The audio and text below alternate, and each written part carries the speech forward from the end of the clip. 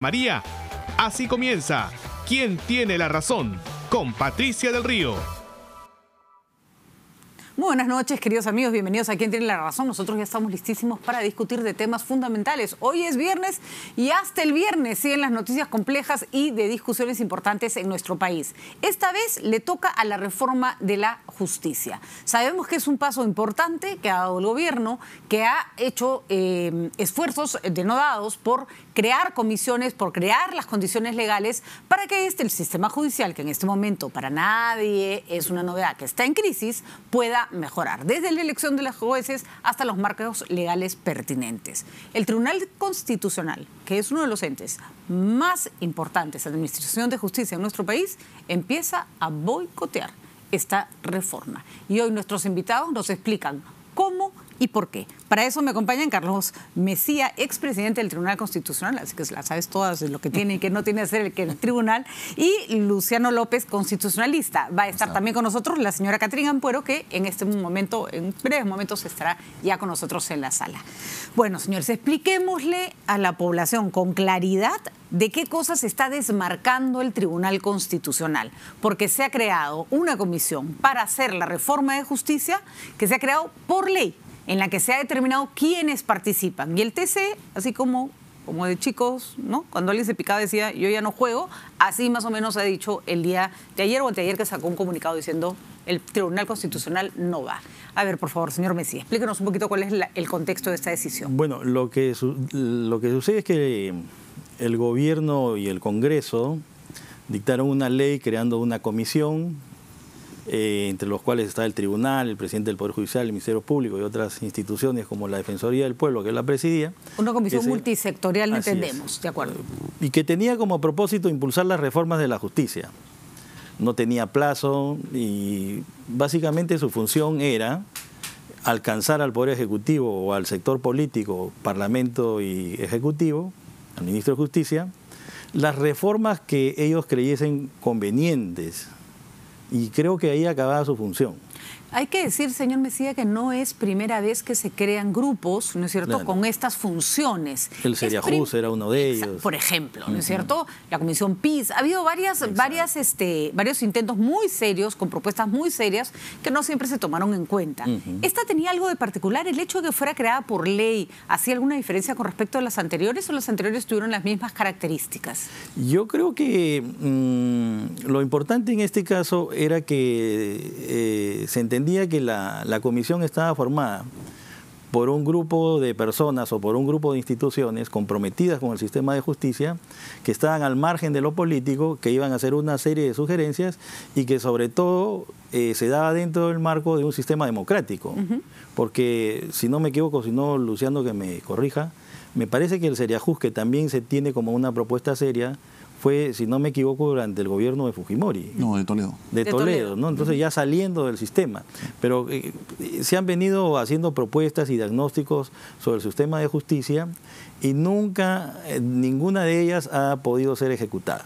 Así es, se han plasmado o no se han plasmado o se han plasmado tangencialmente. Pero quedaba en el limbo. ¿Sí? Lo grave en este caso, y que me parece que produce una crisis política, no sabemos todavía de qué repercusiones, es el hecho de que los organismos que supuestamente habían sido convocados por ley para llevar a cabo este impulso de la reforma de justicia, y que además forman parte del sistema de justicia, son los que efectivamente parece que le sacan la alfombra, ¿no?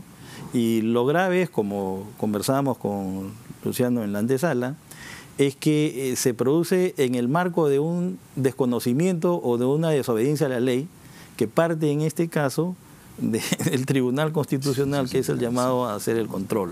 Todos sabemos que el Tribunal Constitucional ha tenido siempre como función principal hacer el análisis y el chequeo constitucional de cualquier legislación o decisión en el país, que no se viole la Constitución, pero reconozcamos que se ha vuelto un referente en materia de justicia importantísimo, ¿no es cierto? Y casi que lo que dice el Tribunal Constitucional es como sagrado, y ya si llegas hasta ahí y te dan la razón, ya eso no se discute. ¿Cuánto media la imagen del Tribunal Constitucional el hecho de que él, aparentemente, esta misma institución, está faltando al cumplimiento de la ley? Lo gravísimo, sumamente grave por lo mismo que he mencionado. El Tribunal Constitucional es el máximo órgano de control de la Constitución. En castellano, el que hace el checklist de qué cosa está bien de acuerdo a la Constitución y qué cosa está mal. Recordemos que ninguna ley o decisión en materia legal puede violar la Constitución. Por eso supuesto. el poder tan grande que tiene, ¿no es cierto? Por supuesto. Entonces, un principio constitucional básico es la seguridad jurídica. Y la seguridad jurídica se entiende de la manera más sencilla, para que lo entiendan todos los televidentes, es algo tan básico como el cumplimiento de la ley. ¿Por qué eso es tan importante? Porque este Consejo para la Reforma de Justicia, que es la reunión de una serie de actores que tienen que ver con un poder de decisión, para que lo podamos entender todo. Por eso es que está sentado en el Consejo el presidente de la República, el presidente del Congreso, porque es el que dicta las leyes, pues, el órgano que dicta las leyes, el presidente del Poder Judicial, el presidente del Tribunal Constitucional, el presidente de la futura, espero, Junta Nacional de Justicia, el defensor del pueblo y el contralor.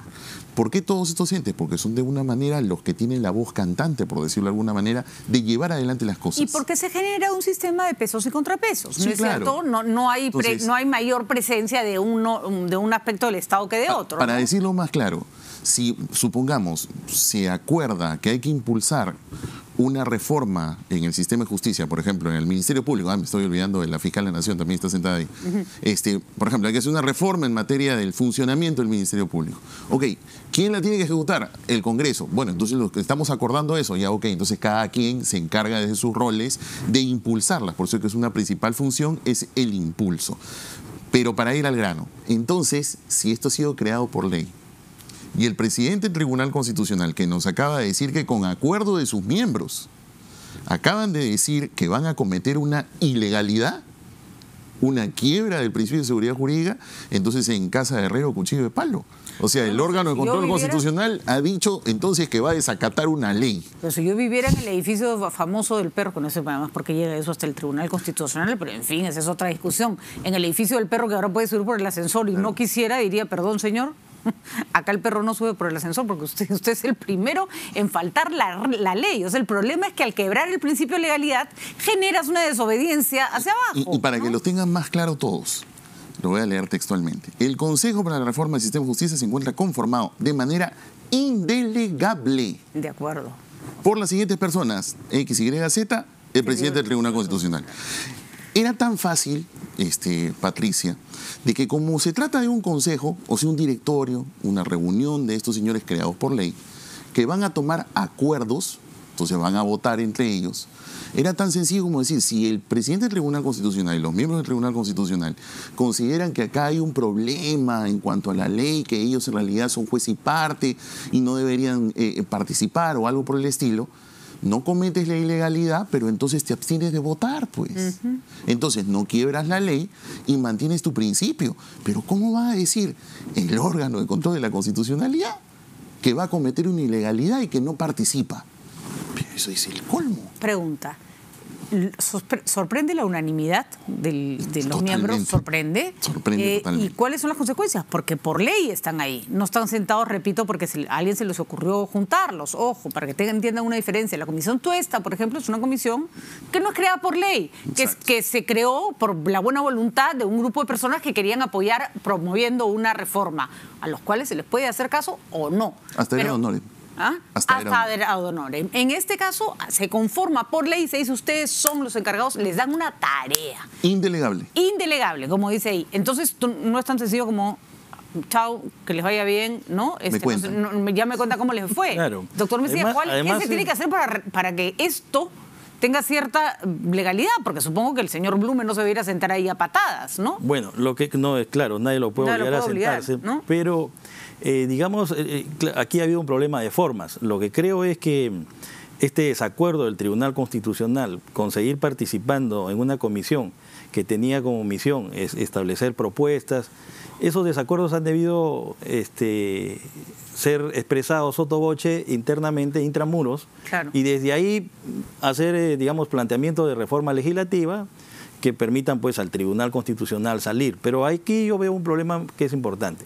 Si bien es verdad que la reforma de la justicia tiene que llevarla a cabo el gobierno y el Parlamento, tampoco se puede dejar de tomar en cuenta sobre todo en el mundo contemporáneo, donde los parlamentos ya casi no legislan, sino fiscalizan, y donde son órganos de naturaleza político-representativa, y quienes conocen más de los problemas de la justicia son los propios jueces y los abogados que litigamos todos los días.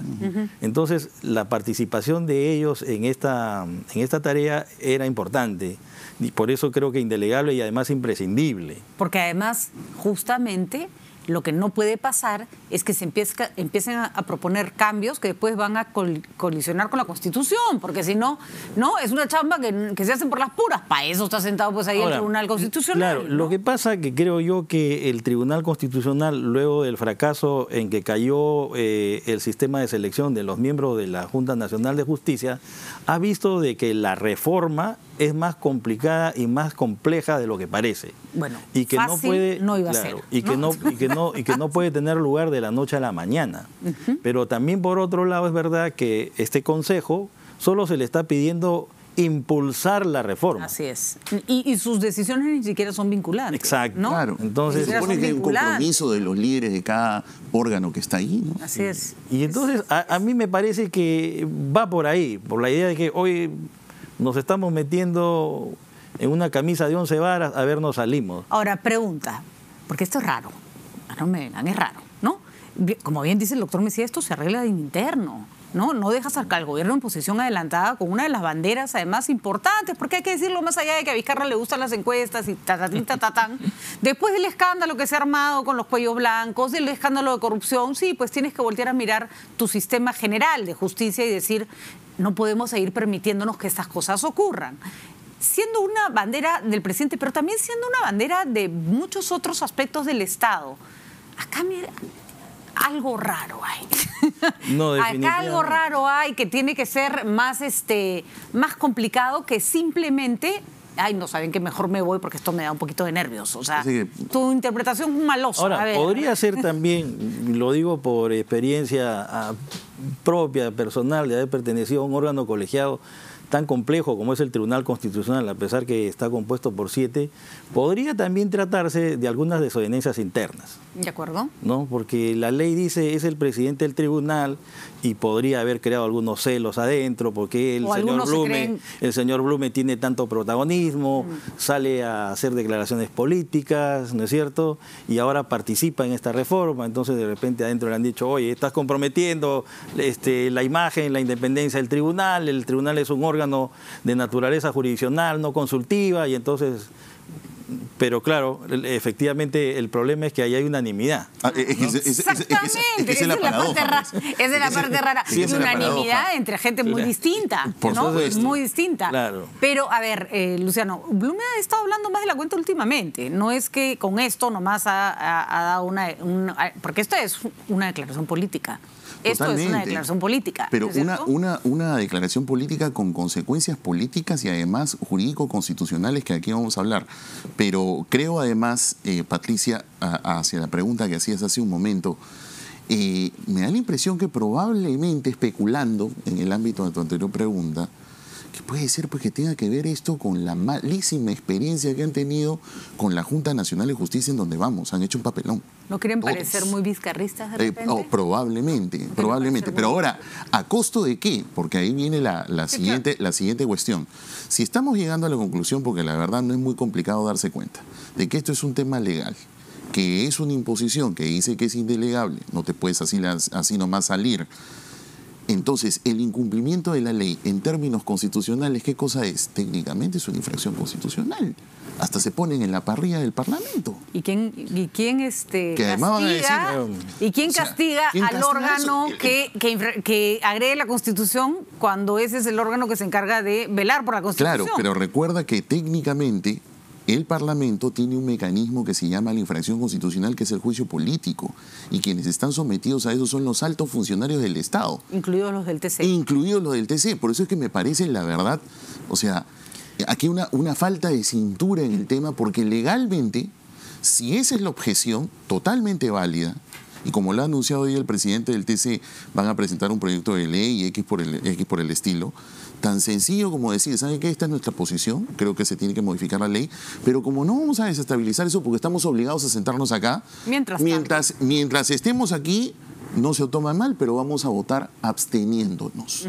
Y se acabó el asunto. No hubiera sido muy valiente, pero hubiera sido más elegante. Hay cumplidor de la ley y no te expones. Hay un principio constitucional que dice que las leyes se presumen constitucionales en tanto que el órgano competente no lo declara de esa manera. Y si la ley se presume constitucional, se aplica y tiene plena eficacia, tiene eficacia, ¿no? Exacto. Entonces, acá también el propio tribunal crea un problema. ¿Qué pasa si mañana, digamos, las fuerzas que son de oposición al gobierno plantean una acción de inconstitucionalidad contra esta ley? ¿Cómo va a poder resolver el tribunal, ¿no es cierto?, una ley que ellos mismos están cuestionando? Totalmente. Entonces, tendríamos que tener a 7 magistrados que se verían en la obligación de abstenerse por decoro, por impedimento, no sé por qué. Y sobre todo el malísimo precedente que están generando, porque, caramba, no quiero ser tan alarmista, pero ¿y qué pasa si es que a lo mejor el señor Contralor o el señor representante de la universidad pública o privada en la Junta Nacional de Justicia dice, ¿saben qué? Nosotros nos abstenemos de participar, no queremos participar en la Junta Nacional de Justicia. Claro, ¿por qué no? O sea, ¿por qué no lo...? Oye, pero tú tienes que estar sentado ahí por la ley. Pero si el presidente del Tribunal Constitucional se ha salido con ley obligatoria en la ley del Consejo de la Justicia. ¿Seguros? Por eso digo que es un papelón, es una cosa, y lo que es más grave, por unanimidad de los jueces que integran el órgano de control de la Constitución. Eso es una cosa, pues, realmente insólita. Es probable también que en este caso los magistrados del Tribunal Constitucional no hayan medido las consecuencias de una decisión de esta naturaleza, que me parece que ha tenido como finalidad marcar una distancia política del gobierno y de una reforma de justicia que ellos seguramente han visto que naufraga, ¿no? Entonces han dicho, oye, acá no nos metemos, chao, chao, chao. Pero las leyes se cumplen, la política y además en este caso reformar la justicia es un acto político, necesita de ciertas formas. Claro, por último, votando no solo es un acto pues. político, reformar la justicia es un acto necesario, es un acto urgente en nuestro país. Bolognesi no se quedó hasta quemar el último cartucho. Bueno, pues de eso se trata, de quedarse ahí, aunque el barco se hunda, aunque todo parezca que va a salir mal, porque la nación te ha dado una responsabilidad, señor Blume. Ese es el punto que se discute acá. Si la nación le ha dado a usted una responsabilidad por ley, no se pueden desembarcar cuando la cosa no parece tan sexy ni tan bonita como se las plantearon originalmente. Con todo el respeto, creo que se lo decimos con todo respeto, esto no es simplemente una declaración de nosotros no participamos, sino es claudicar a sus deberes y a lo que el pueblo esperaba de ustedes. Triste. Vamos a una pausa y ya está la señora Catherine Amporo con nosotros, se sienta en breve para hablar sobre la presentación, porque es todo de lo más judicial el día de hoy, del presidente del Poder Judicial, el señor Lecaros, en el Congreso de la República. ¿Para qué? Para explicar este vergonzoso hecho de la fuga de un criminal que ya estaba con sentencia y además me soplan el nombre, el alias Goro, el sicario involucrado en el caso de el señor presidente regional de Ancash. Pero vamos con los detalles de este caso, de lo que declaró además sobre este mismo tema el presidente del Poder Judicial en el Congreso en breve. Ya regresamos.